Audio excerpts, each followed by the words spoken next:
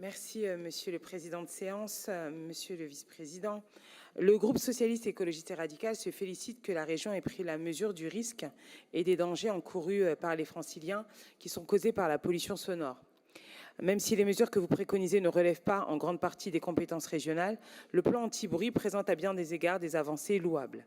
Quant à savoir si vous auriez réellement pris ces mesures, si vous en aviez les compétences, c'est un autre débat dans lequel je n'entrerai pas. Le vœu porté en novembre dernier par notre groupe a semble-t-il porter ses fruits, même si vous ne prenez pas la peine de citer notre groupe dans votre rapport.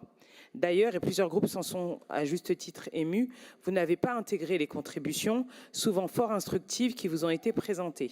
Vous n'avez pas non plus pris la peine de consulter le Césaire. En somme, votre plan anti-bruit ne mentionne pas le travail fourni par les différentes composantes des groupes. Vous vous êtes soit accaparé nos propositions, soit vous les avez balayées d'un revers de main.